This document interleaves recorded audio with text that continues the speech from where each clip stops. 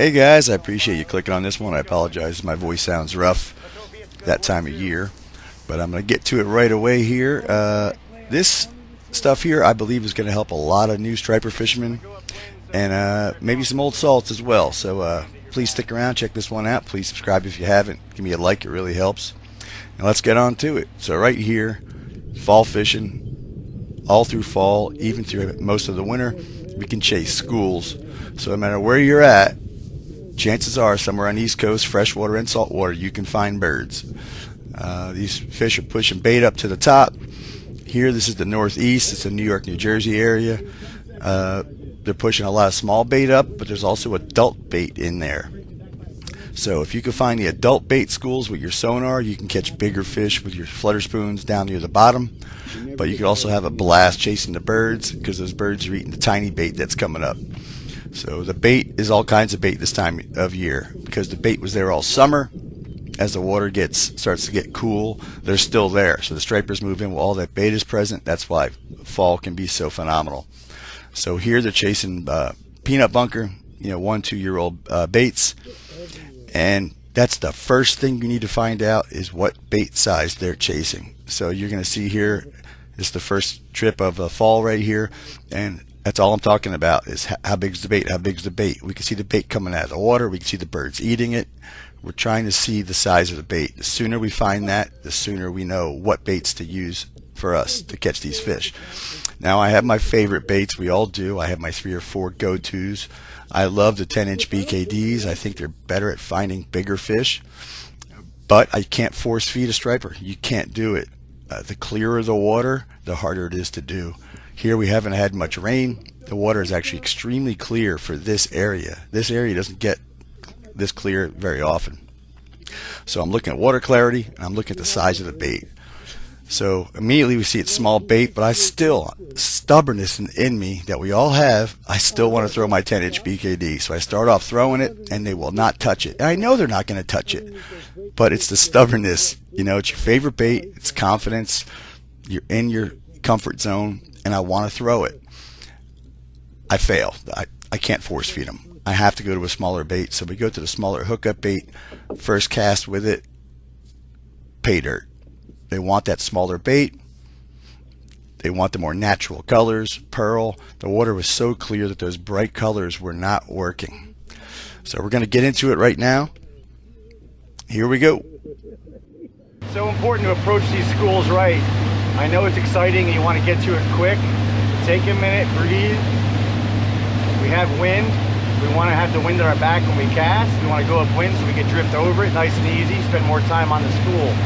Don't just head straight to it without a plan, If you can stay on the edges of it, that's the best way to attack it because you won't spook them so much and it'll stay put. All right, everything right now, I'm just trying to see the bait. How big is the bait? They're right off here to the right. If the birds are blowing up, it's usually smaller to medium-sized baits, but I want to be sure.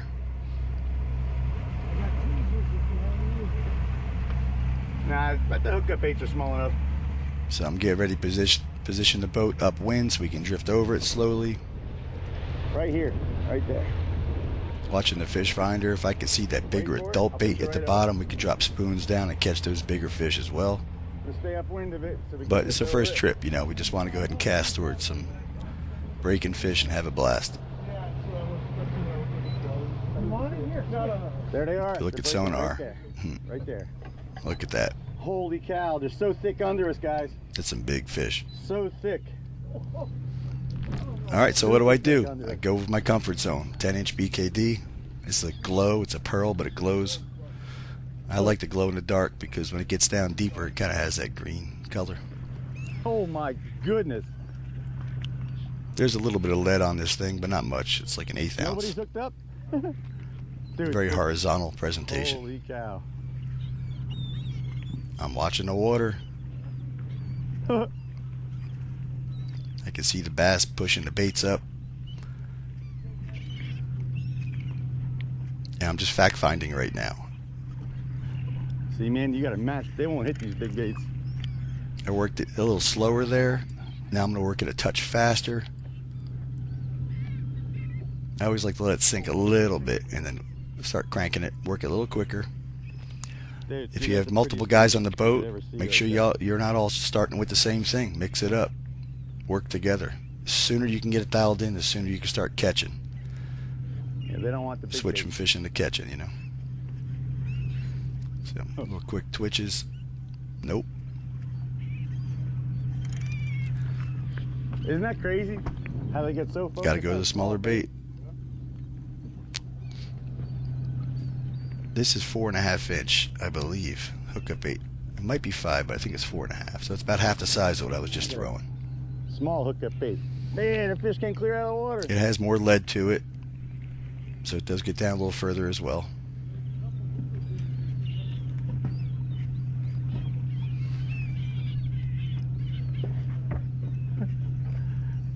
I change the cadence up when the bait gets closer to the boat with some short twitches.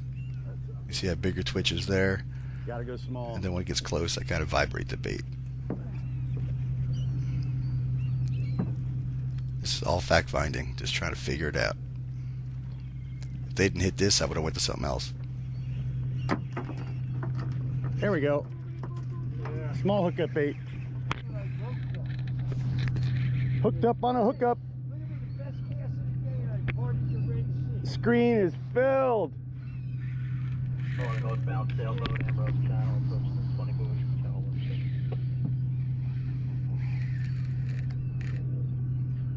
So you guys can see those fish breaking everywhere through the 10-inch BKD 3 times in a churn of bass.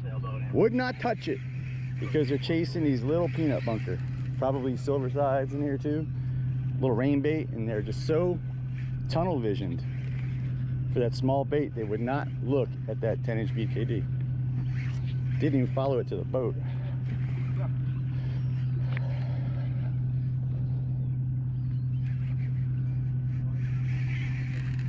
This is that little casking reel. It's the one I dunked 6 times. Still feeling great.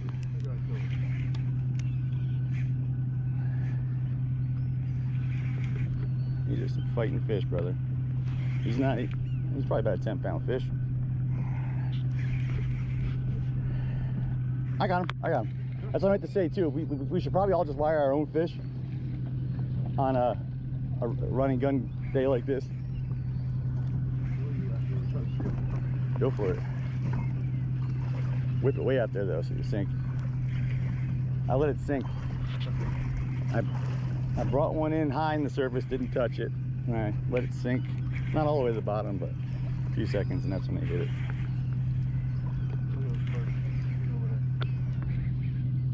Yep. Get this little guy in. Can't put too much pressure on a 4-inch hookup bait because the damn hook will straighten out. Those little ones, you know. Come on. This little casting reel is doing good, man. 6 dunks. That's the advantage of seeing fish in the water. You can check, go through your tackle box and see what's working and what's not. Now, if you see the fish feeding and you can't get them to bite, it helps you, right? You know, okay, they're there, they're not biting, I got to keep changing it. Now think of all those days on the water where you can't see fish and you stayed with one bait all day long. Think about that mistake, right? I've done it myself, we all do it. Come into the dock, oh, they're not biting today. Well, how many baits did you try? How many different cadences? Did you try the bottom? Did you try the middle water column? Were you on the top water even? Did you totally mix it up? Probably didn't. Once we found this hookup bait worked, we were on doubles and triples all day long. But you got to get there, right? You got to question yourself. You got to be aggressive as hell.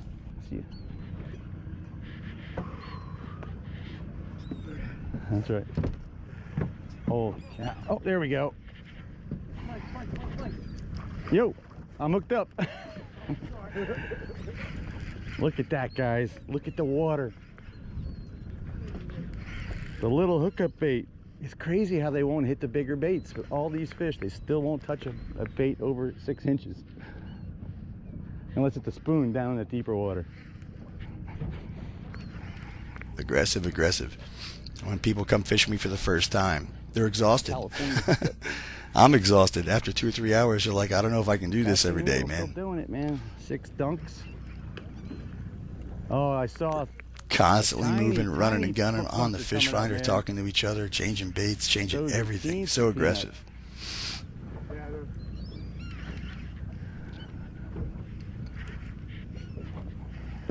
There's a really cool local guy here, Mike S., who we talked to, and we were fishing by him one day, and he says, how the heck did you see this? How did you see that? I said, man, we're never stopping, always looking.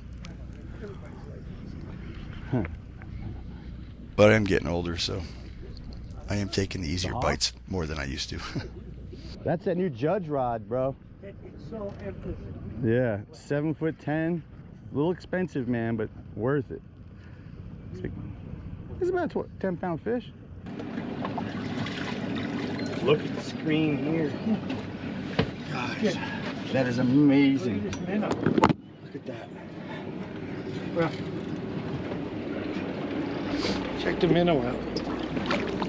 Nice. Now, cookie cutter. Is that what I got right here? I think from here out it's pretty self-explanatory, guys. I do appreciate you watching this. Please share these around. That YouTube algorithm is getting really tough these days. They don't like longer videos. They just like the little shorts. So I am posting up a bunch of them. But if you do shoot me a like here and a comment, it does help. And I really do appreciate you guys. We've been doing this a long time. And got some really great followers. And I love your comments. And I love your continued support. It really does push me along and keep me going. So I want to say thank you to all you guys. Please be safe on the water. Leave a few for me. And I really do love you guys. I really do mean it.